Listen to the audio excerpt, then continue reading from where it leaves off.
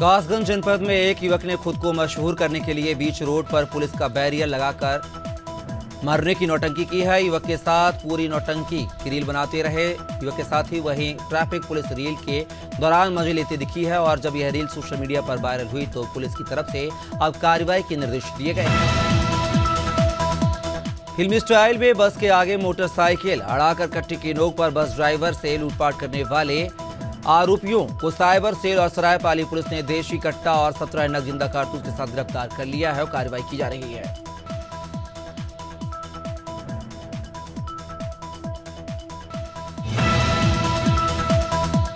गाजीपुर जिले के विरनू थाना क्षेत्र के फतेहपुर गांव निवासी सीआरपीएफ जवान अजीम अली उर्फ जोकू का दिल्ली के वेंकटेश्वर हॉस्पिटल में इलाज के दौरान बीते शनिवार को निधन हो गया था। जवान का शव आज पैतृक गांव पहुंचा है, जहां जवान को ससम्मान के साथ कब्रिस्तान में सुपुर्द-ए-खाक किया गया।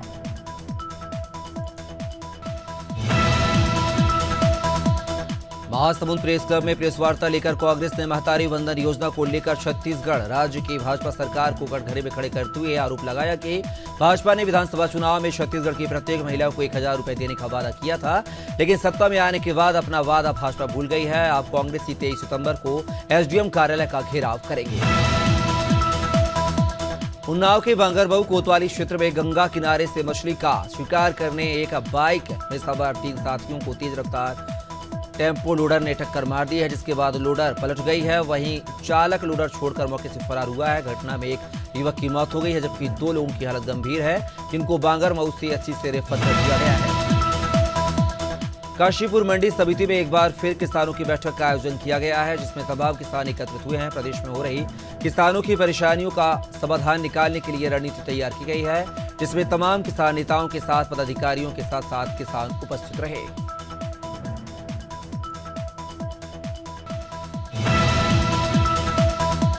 मुख्यमंत्री डॉक्टर मोहन यादव ने अभियंता दिवस की सभी अभियंतागण को हार्दिक बधाई दी है। सीएम ने अद्वितीय अभियंता भारत रत्न सर मोक्षगुंडम विश्वेश्वरैया जी की जयंती पर उन्हें नमन किया है। मुख्यमंत्री डॉक्टर यादव ने सोशल मीडिया पर जारी संदेश में लिखा कि आत्मनिर्भर एवं आधुनिक भारत के नवनिर्माण में अभियंताओं की अहम भूमिका है।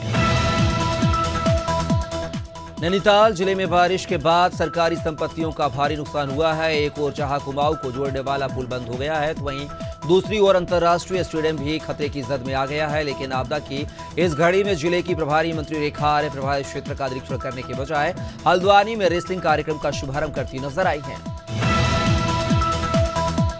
मुख्यमंत्री डॉक्टर मोहन यादव ने प्रदेशवासियों की सुख समृद्धि के पावन पर्व ओणम पर्व की बधाई और शुभकामनाएं दी हैं। मुख्यमंत्री ने सोशल मीडिया पर जारी अपने संदेश में लिखा है कि केरल की अनुपम संस्कृति का प्रतीक, किसानों की समृद्धि और खुशहाली का पर्व है ओणम। यह पावन त्योहार सबके जीवन में सुख समृद्धि लाए, यही कामना करता हूं।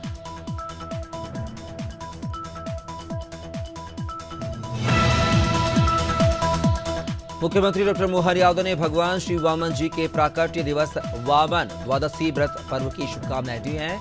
मुख्यमंत्री डॉक्टर यादव ने सोशल मीडिया पर जारी संदेश में लिखा है कि भगवान श्री विष्णु जी के 5वें अवतार श्री वामन जी की कृपा सभी पर बनी रहे, सभी का कल्याण हो, यही प्रार्थना है।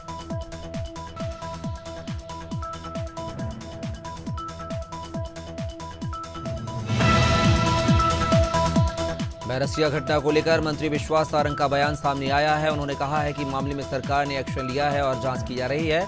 जबरन धर्मांतरण जैसे मामलों पर प्रदेश सरकार दोषियों पर सख्त कार्रवाई करेगी। छत्तीसगढ़ में हिंदी में मेडिकल की पढ़ाई को लेकर मंत्री विश्वास सारंग ने कहा है कि छत्तीसगढ़ सरकार मध्य प्रदेश की राह पर चल पड़ी है, स्वागत योग्य फैसला है। देहरादून में जिलाधिकारी सवीन बंसल और एसएसपी अजय सिंह ने अपने अधिकारी और कर्मचारियों के साथ बाइक पर शहर का भ्रमण किया है। जिलाधिकारी ने बताया है कि हाल ही में उन्होंने पुलिस के साथ बैठक की थी, जिसमें ट्रैफिक की समस्या, बारिश के कारण पानी भरने की समस्या और अतिक्रमण की समस्या सामने आई थी। इन्हीं समस्याओं का निरीक्षण करने के लिए उन्होंने शहर का भ्रमण किया है। रायपुर में हिंदी दिवस के मौके पर व्याख्यान माला एवं काव्य पाठ का आयोजन किया गया है। इस दौरान आकाशवाणी के पूर्व उद्घोषक कमल शर्मा और कवि राजेश जैन ने अपने विचार रखे हैं। कमल शर्मा ने कहा है कि आकाशवाणी के कार्यक्रमों में हिंदी के महत्व को हमेशा रेखांकित किया गया है। वहीं कवि राजेश जैन राही ने कहा है कि यह भाषा हमारी संस्कृति और पहचान का प्रतीक है। सीएम डॉक्टर यादव आज उज्जैन दौरे पर रहे। सीएम ने यादव अलंकरण समारोह में शामिल हुए हैं। समारोह में परम पूज्य श्री गादी स्वामी जी महाराज शामिल हुए हैं। इस दौरान उन्होंने मुख्यमंत्री डॉक्टर मोहन यादव को श्री समता मूर्ति श्री रामानुज अलंकरण से सम्मानित कर उनका अभिनंदन किया है।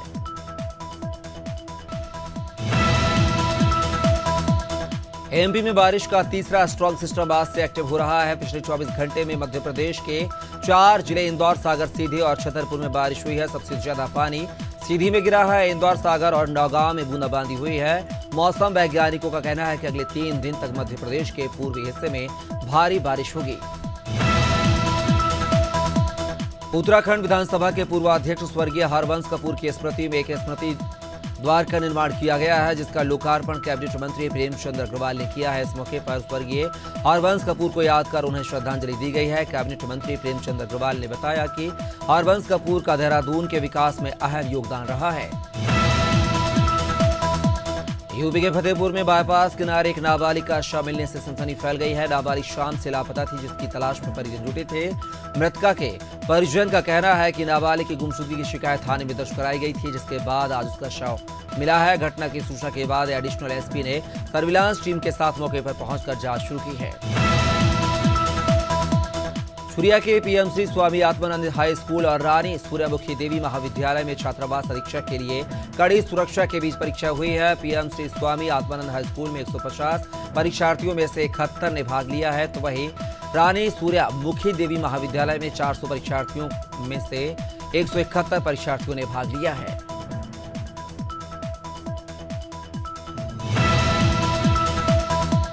कैलारस तहसील के गुरा नाले में डूबे युवकों के शव पानी के ऊपर आ गए हैं। लगभग 40 घंटे के बाद शव बाहर पानी में तैरते दिखाई दिए हैं। ग्रामीणों की सूचना पर परिजन और पुलिस प्रशासन मौके पर पहुंचा। इसके पहले गोताखोरों तथा एसडीआरएफ की टीम ने दोनों की तलाश की थी। आपको बता दें कि 2 दिन पूर्व गुरा नाला के ऊपर पानी के बहाव में 2 युवक बह गए थे।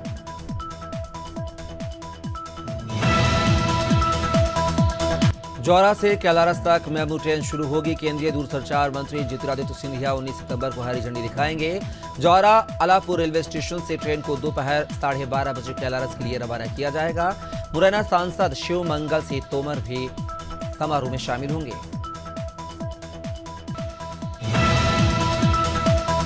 सतना के चित्रकूट में डॉक्टर वेद प्रकाश टंडन द्वारा 3 दिवसीय अंतर्राष्ट्रीय रामलीला महोत्सव का आयोजन तुलसी पीठ के परिसर में श्री रामचरितमानस मंदिर में जगत गुरु रामभद्राचार्य जी महाराज के सानिध्य में होगा, जिसमें भारत सरकार की महिला बाल विकास मंत्री सावित्री ठाकुर अतिथि होंगी। मध्य प्रदेश महिला कांग्रेस ने अपने 40वें स्थापना दिवस के अवसर पर महिला सदस्यता अभियान का शुभारंभ किया है। प्रदेश अध्यक्ष विभा पटेल ने बताया है कि आज महिला कांग्रेस के स्थापना दिवस के अवसर पर हजारों महिलाओं ने कांग्रेस की सदस्यता ली है। ऑनलाइन लिंक के माध्यम से भी महिलाओं को सदस्य बनाया गया है। महिला कांग्रेस अब अपना कुनबा बढ़ाने जा रही है। कांग्रेस सांसद राहुल गांधी अमेरिका में सिखों पर दिए गए बयान को लेकर घिर गए हैं। राहुल गांधी के बयान का भारत में विरोध हो रहा है। वहीं खालिस्तानी नेताओं ने राहुल गांधी के बयान का स्वागत किया है। राजधानी भोपाल में भी सिख समाज के लोग सड़कों पर उतर आए और राहुल गांधी से माफी मांगने की मांग कर रहे हैं।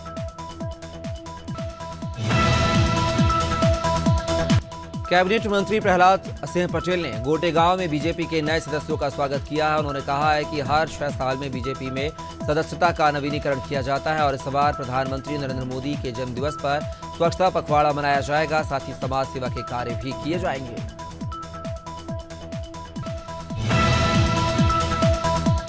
हरदोई जिले के वन रेंज कछौना क्षेत्र में तालाब में मछली पकड़ने वाले जाल में करीब 15 फीट लंबा अजगर फंस गया, जिससे ग्रामीणों में दहशत का माहौल बन गया है। ग्रामीणों ने इसकी सूचना वन विभाग को दी है। खबर मिलते ही वन विभाग की टीम ने सांप को रेस्क्यू कर उसे कटिया मऊ के जंगल में सुरक्षित छोड़ दिया।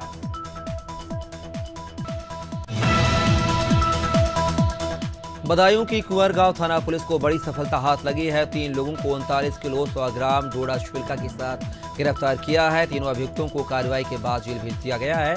एसपी ग्रामीण के सरोज ने मामले की जानकारी दी है। कुंवरगांव थाना पुलिस ने हसनपुर गांव के निकट से अभियुक्तों को गिरफ्तार किया था।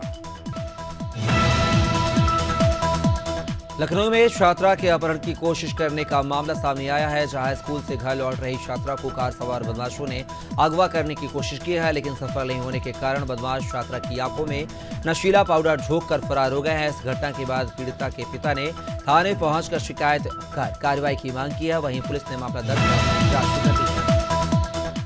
भोपाल के बागसवरिया इलाके में 19 साल की एक लड़की का शव मिलने से सनसनी फैल गई है। पुलिस के अनुसार छात्रा नरसिंहपुर जिले के गोटे गांव की रहने वाली थी। वह कई दिनों से घर से लापता थी और भोपाल में अपने प्रेमी के साथ किराए के मकान में रह रही थी।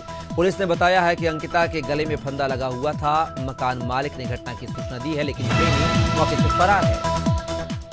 सीहोर जिले के आश्रम में बिजली विभाग के आउटसोर्स कर्मचारी ने फांसी लगाकर आत्महत्या कर ली है। कर्मचारी ने सुसाइड से पहले वीडियो भी बनाया और सुसाइड के लिए जेईआर के मिश्रा को जिम्मेदार बताया है।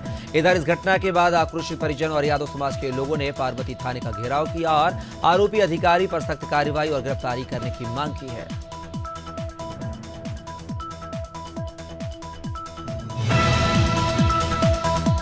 देहरादून में अखिल भारतीय गोष्ठी का शुभारंभ हुआ है, जिसमें मुख्यमंत्री पुष्कर सिंह धामी ने प्रतिभाग किया है। इस मौके पर उन्होंने श्री वेद व्यास मंदिर में पूजा अर्चना कर प्रदेश में सुख शांति की कामना की है।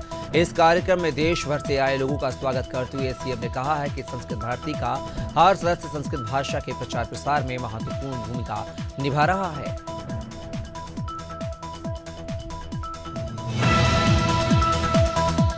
विदेश में राहुल गांधी के विवादित टिप्पणी से देश के सिख समुदाय में आक्रोश है। काशीपुर में आज सैकड़ों सिख समुदाय के लोगों ने राहुल गांधी पर सिख समुदाय के अपमान का आरोप लगाया है और राहुल गांधी का पुतला फूंका है। प्रदर्शनकारियों का कहना है कि अमेरिका में राहुल गांधी ने सिखों का अपमान करते हुए भ्रामक और झूठा बयान दिया है। बीकन गांव के ग्राम कोड़ियाखाल में प्रेम प्रसंग के चलते कल युवक की पीट कर हत्या। मामले में मृतक के परिजनों का आरोप है कि मृतक युवक को युवती ने फोन कर घर बुलाया था, फिर रस्सी से बांधकर उसकी पिटाई करवाई है, जिससे उसकी मृत्यु हो गई है। परिजनों ने पुलिस से सही जांच की मांग की है।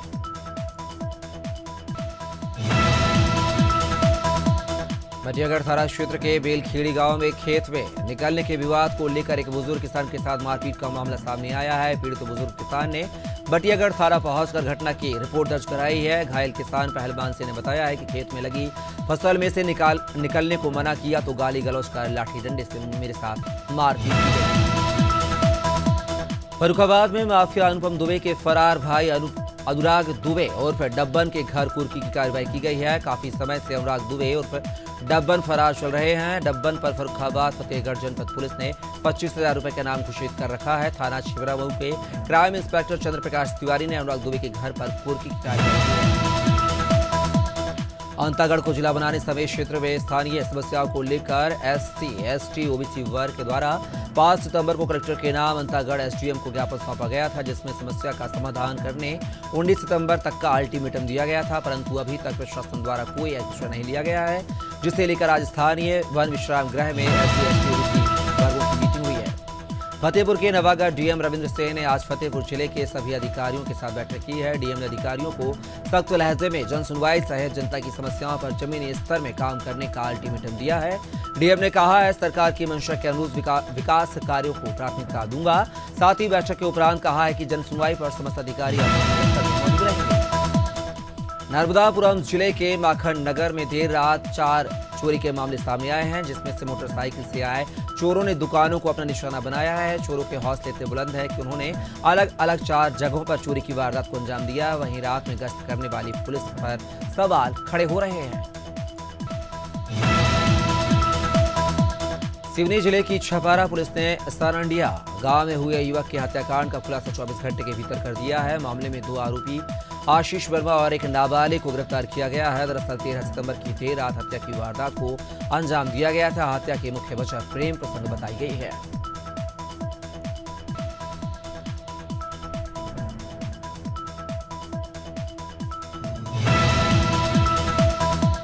जिला पुलिस मुख्यालय बालाघाट के हट्टा थाना अंतर्गत ग्राम बटकरी एवं ग्राम गोदरी के बीच एक निजी यात्री बस पलट गई है, जिसमें करीब 6 यात्री सवार थे, जिन्हें मामूली चोटें आई हैं, जबकि घायल चालक परिचालक सहित क्लीनर सुरक्षित हैं।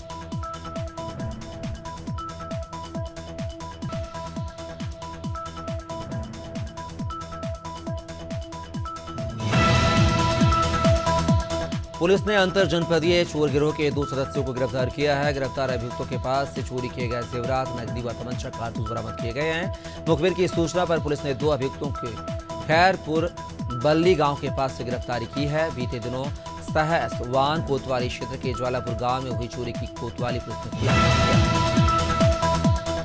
बड़वानी जिले के पान सेमर जनपद क्षेत्र में सहायक सचिव संगठन ने मुख्यमंत्री के नाम एसडीएम रमेश सिसोदिया और सीईओ महेश पाटीदार को ज्ञापन सौंपा है। इस दौरान संगठन ने मलका के सहायक सचिव के फांसी लगाने के मामले की जांच करने की मांग की है। इसके अलावा सहायक सचिव की आकस्मिक मौत होने पर उनके परिवार को आर्थिक सहायता दिए जाने की मांग की है। देहरादून कांग्रेस मुख्यालय में महिला कांग्रेस का 40वां स्थापना दिवस मनाया गया है। इस दौरान महिला कांग्रेस ने अगले 2 साल में प्रदेश की 10 लाख महिलाओं को पार्टी की सदस्यता दिलाने का टारगेट तय किया है। महिला कांग्रेस की प्रदेश अध्यक्ष ज्योति रौतेला ने कहा है कि 40 साल पहले पूर्व प्रधानमंत्री इंदिरा गांधी ने महिला कांग्रेस की स्थापना की थी। उत्तराखंड कांग्रेस के प्रदेश अध्यक्ष करण माहरा ने प्रदेश सरकार पर जमकर हमला बोला है। करण माहरा ने सरकार पर गंभीर आरोप लगाते हुए कहा है कि 4 धाम यात्रा में कोई विशेष सरकारी इंतजाम नहीं दिखाई दिया है। माहरा ने गौरीकुंड से यात्रा मार्ग तक गंभीर परिस्थितियों के ओर इशारा करते हुए बताया है कि यात्रा मार्ग पर डॉक्टर की कोई टीम तैनात नहीं मिली है। ऊर्जा मंत्री प्रद्युम्न सिंह तोमर ने ग्वालियर के बाद बाढ़ प्रभावित इलाकों का जायजा लिया है और बाढ़ पीड़ितों से मुलाकात कर उनकी समस्याएं सुनी हैं। इस दौरान मंत्री प्रद्युम्न सिंह तोमर का अलग अंदाज भी देखने को मिला है। दरअसल बाढ़ पीड़ितों से मुलाकात के दौरान ऊर्जा मंत्री एक बुजुर्ग महिला के घर के दरवाजे पर बैठ गए। हरदोई में कलेक्ट्रेट गेट पर सपाइयों ने सीएम योगी का पुतला फूंका है और जमकर नारेबाजी की है। इस दौरान जिला प्रशासन फेल होता नजर आया है। बता दें कि शनिवार को अखिलेश यादव के पोस्टर जलाने के दौरान भाजपा कार्यकर्ता झुलस गए थे। इसी के विरोध में सपा नेता के नेतृत्व में सपाइयों ने कलेक्ट्रेट गेट पर सीएम योगी का पुतला फूंक दिया।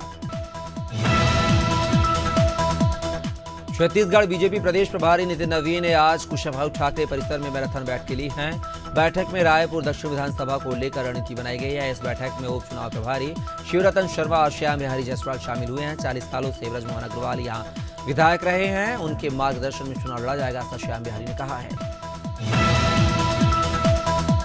मुख्यमंत्री विष्णुदेव साय आज उज्जैन और फिर गुजरात के 2 दिवसीय दौरे के लिए रायपुर से रवाना हुए हैं। उज्जैन जाने से पहले मुख्यमंत्री ने एयरपोर्ट पर मीडिया से चर्चा की है। इस दौरान उन्होंने बताया है कि वह उज्जैन जा रहे हैं, फिर वहां से अहमदाबाद में होने वाली नवकरणीय ऊर्जा में ग्लोबल री इन्वेस्टमेंट कार्यशाला में शामिल होंगे। राष्ट्रीय लोकदल अब केवल उत्तर प्रदेश तक ही सीमित न होकर रहेगा, बल्कि पार्टी ने अब अपने विस्तार को लेकर अन्य प्रदेशों में कवायद शुरू कर दी है। इसी कड़ी में उत्तराखंड के देहरादून में पार्टी ने प्रदेश कार्यालय खोलकर संगठन में विस्तार किया है। राष्ट्रीय लोकदल के राष्ट्रीय महासचिव संगठन त्रिलोक त्यागी ने कहा है कि चौधरी चरण सिंह के सिद्धांतों के तहत पार्टी उत्तराखंड में एक्टिव होना चाहती है।